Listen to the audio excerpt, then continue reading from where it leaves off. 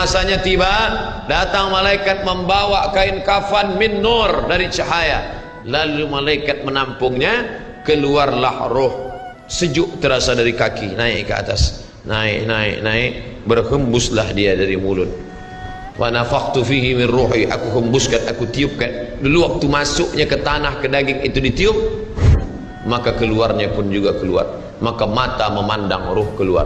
Biji mata memandang, keluar biji mata. Makanya orang yang mati itu matanya terbuka. Makanya yang pertama kita lakukan menengok orang mati adalah memejamkan mata. Allahumma ghfir li abdus samad warfa' darajatahu ma'al ghabirin. Inna lillahi wa inna ilaihi raji'un. Makanya saya jarang-jarang datang bila ada sebut, Ustaz ada orang meninggal dunia, sudah lama, baru sejam, nanti saya datang. Sebab apa? Saya takut nak pejamkan mata dia. Agak-agak sudah dipejamkan orang, baru saya datang. Saya datang, udah 3 jam, 4 jam, alhamdulillah saya datang. Belum tutup lagi. Iya. Kenapa? Menunggu Ustaz Somad. Paksalah saya tutup. Allahumma arfir li fulan ibn fulan warfa' darajahum al-ghari. Inna lillahi wa inna ilaihi. Mana istri yang katanya sayang, kaulah bulan, kaulah bintang, setengah nafasku pergi, buah hati belayan jiwa. Ketika roh ada dari jasad, memang betul kata dia sayang, tapi manakala roh keluar dari jasad, dia pun takut menengok mata kita. Dia takut menengok kita. Dia takut jam pukul 2 malam, jam 1 tutup balik. Na'udzubillah. Begitulah kalau kematian sudah tiba. Sampai pada akhirnya dia tutup. Innalillah wa inna ilaihi raji'un. Selepas itu roh pun keluar, dibawa. Kalau dia baik, roh itu dibawa, dimasukkan ke dalam kain kafan min nur. Hadis riwayat Ahmad bin Hanbal. Lalu dibawa oleh malaikat sampai ke pintu langit. Malaikat bertanya, inikah orang yang amalnya selalu dibawa pagi, dibawa petang? Inikah orang yang amalnya selalu dibawa hari Kamis? Inikah amalnya yang selalu dibawa pada bulan nisfu Sya'ban? Ya, inilah orangnya. Kam min masyhurin fil ardi walam yakun ma'rufan fis sama. Bukan hadis. Berapa banyak orang yang namanya masyhur di bumi, tapi malaikat tak mengenal dia. Tapi berapa banyak orang yang tak masyhur di bumi, tapi malaikat mengenal dia. Mengapa? Karena amalnya pagi dan petang dibawa oleh malaikat. Orang ini mana? Belum datang. Orang ini mana? Belum datang. Orang ini mana? Belum datang. Disambut dia, disambut kedatangannya. Masya Allah, tabarakallah. Mudah-mudahan kita termasuk orang yang disambut oleh malaikat karena amal soleh kita. Maka bila saya datang di satu majlis, malam tadi datang di Shah Alam, orang menyambut ramai. Malam ini datang ke Masjid Muaz bin Jabal, ramai. Esok malam di Terengganu datang, tak tahu entah ramai entah tidak. Ramai. Dalam hati, hai Abdul Somad, apakah malaikat akan menyambut engkau nanti juga dalam keadaan ramai? Kalau engkau ikhlas, iya. Tapi kalau tidak ikhlas, na'udzubillah. Nabi Isra Mi'raj berjumpa dengan orang yang sudah lama mati. Bagaimana rasa kalian mati? Apa kata mereka? Seperti kambing yang dikuliti hidup-hidup, seperti tebasan pedang di tempat yang sama beratus kali, seperti kail mata pancing yang masuk ke dalam kulit yang basah, ditarik, disentapkan sehingga terikut dagingnya sampai keluar. Makanya selalu kita berdoa, Allahumma hawwin alaina fi sakaratil maut, taubatan qablal maut, taubat sebelum mati, wa rahmatan indal maut, dapat rahmat ketika mati, wa maghfiratan ba'dal maut, mendapatkan ampunan sebelum mati. Allahumma awin alaina fi sakaratil maut. Makanya doa selamat itu baca pelan. Baca pelan, renungkan. Ini sekarang banyak orang baca doa selamat cepat-cepat. Maut. Apa maut aja nih? Saya tak pernah menghafaz doa itu pakai kertas, tak pernah. Wa taubatan qablal maut, wa rahmatan indal maut, wa maghfiratan, belum pernah. Kenapa Ustaz boleh hafaz? Sebab dulu dibawa oleh ayah, dibawa oleh bunda, dibawa dalam acara tahlil, dibawa dalam kenduri orang mati, dibawa. Tiap hari telinga mendengar Tuan Imam membaca pelan, maka kita ingat. Wa taubatan qablal maut, wa rahmatan indal maut. Anak-anak kita ini walaupun mereka lari sana sembang sini, tapi telinga mereka mendengar. Dan anak-anak ini hafaz. Kadang anak hafaz, ibu bapa tak hafaz. Sebab apa? Sebab dia golden age, usia emas. Mereka hebat, mereka kuat ingatannya, menangkap hafazan itu begitu kuat.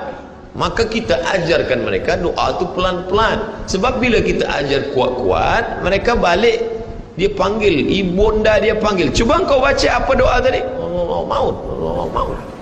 Apa mau aja nih?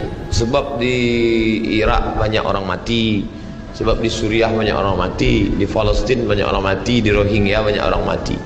Padahal maknanya amat sangat dalam. Allahumma hawwin alaina, ringankan kami fi sakaratil maut. Tidak ada gunanya amal banyak kalau tidak selamat dalam sakaratul maut. Makanya kita selalu minta kepada Allah, Allahumma khtim lana bi husnil khatimah wa la takhtim alaina bi su'il khatimah. Allahumma ja'al akhir kalamina, jadikan akhir kalam kami inda tihai ajalina, ketika ajal kami sampai, jadikan akhir kalam kami yang terakhir keluar dari mulut kami qaula la ilaha illallah Muhammadur Rasulullah. Allah. Biasa orang takbir ini nak pergi perang, menghadapi sakaratul maut penting juga takbir. Sebab di situ banyak segala macam godaan-godaan. Datang syaitan membawa air, katanya menjelang sakaratul maut itu haus, panas, haus, maka datang syaitan membawa air. Engkau sebut nama aku bagi air. Mau? Kata dia. Mau? Engkau mau? Sebut nama aku. Tapi bila iman kita kuat, maka dia tidak akan mampu untuk menggoda kita. Sampai kapan syaitan tak pernah berputus asa? Sampai bila? La atiyannahum min baini aydihim, aku datang dari hadapan, wa min khalfihim, aku datang dari belakang, wa an aymanihim, aku datang dari kanan, wa an syama'ilihim, aku datang dari kiri. Datang dia, datang dari hadapan, datang dari belakang, datang dari kanan, datang dari kiri. Oleh sebab itu yang banyak tuan-tuan yang ada berada di sini, tolong berzikir semua. Subhanallah, subhanallah, subhanallah. Kenapa? Dengan zikir itu maka larilah jin-jin setan yang ingin mengganggu. La ughwiyannahum, aku akan goda mereka, aku akan sesatkan mereka. Berapa lama? Madamat arwahuhum fi ajsadihim, selama ruh ada dalam jasad, aku tak akan pernah berhenti sampai akhir keluar jasadnya dalam keadaan mati, tidak menyebut Allah Subhanahu wa taala. Itulah punca mereka. Makanya kita selalu berzikir. Esok pagi terjaga dari tidur automatically, karena kita sudah programkan di kepala kita, manakala terbuka, alhamdulillahilladzi ahyana ba'da ma amatana wa ilaihi nusyur. Selapar-laparnya orang beriman, manakala dia tengok makanan, terus saja dia ingat Allah. Allahumma barik lana fi ma razaqtana wa qina azabannar. Tapi ada setengah umat Islam, bila dah kenyang saja baru ingat Allah. Alhamdulillah. Bila tak kenyang tak diingat Allah SWT. Na'udzubillah. Oleh sebab itu maka inilah hidup yang singkat ini. Bila pernah kita bersedekah, itulah yang akan menolong. Laula akhartani ila ajalin qarib, kalau engkau beri aku umur panjang ya Allah, apa yang akan kulakukan? Fa as-sadaqah, aku akan bersedekah. Wa akum minas salihin, aku ingin beramal saleh. Malam ini tajuknya Masya Allah, ini tazkirah terakhir, ini tazkirah akhir, last, dan tajuknya pun akhir pula. Mudah-mudahan ini tazkirah terakhir, tapi bukan terakhir bagi saya. Andai mati tidak masalah. Allahumma ja'al hayata ziyadatan li fi kulli khair. Kalau engkau takdirkan aku besok masih hidup ya Allah, jadikan hidupku itu ziyadatan li, sebagai amal tambahan. Kalau mati malam ini, Allahumma ja'alil mauta rahatan lana min kulli syarr. Kalau aku mati, maka kematian ini berhenti berbuat dosa. Orang beriman tak pernah sedih. Kalau dia mati, berhenti buat dosa. Kalau bertambah pahala. Andai Abdul Somad esok pagi masih hidup, bertambah pahala, dia akan tazkirah, dia akan bagi pelajaran. Andai Abdul Somad mati malam ini, alhamdulillah, berhenti melihat dosa. Dosa apa? Masuk airport, dosa. Masuk ke plane pesawat terbang, dosa. Dosa apa? Dosa mata. Takkan tak kita tengok? Mata terbuka, takkan kita tutup?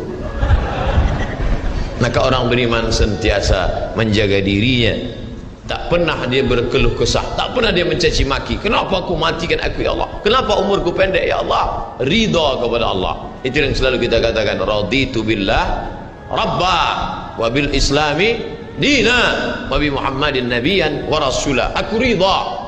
Ada yang lebih hebat daripada haji mabrur, ada yang lebih hebat daripada jihad fisabilillah, ada yang lebih hebat daripada zikir dan baca Quran. Apa dia?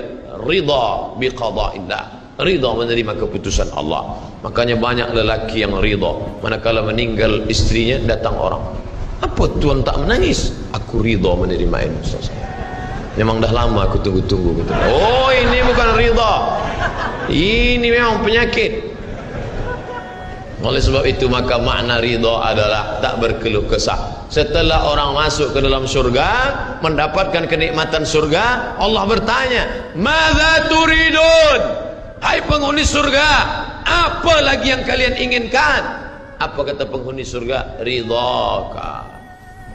Tapi engkau sudah masuk surga, ada yang belum kami dapat. Apa dia? Ridhamu. Yang mendapatkan ridha Allah hanya orang yang ridha menerima keputusan Allah subhanahu wa ta'ala. Man lam yarda bi qada'i, sesiapa sahaja yang tak ridha menerima takdirku, wa lam yasbir bi bala'i, yang tak sabar menerima ujianku, wal yatlub rabban siwaya, carilah Tuhan selain aku. Hadis ini dhaif. Tapi untuk tarhib wa tarhib, untuk berikan semangat beramal, untuk fadail amal boleh dipakai, kerana ia bukan masalah akidah, bukan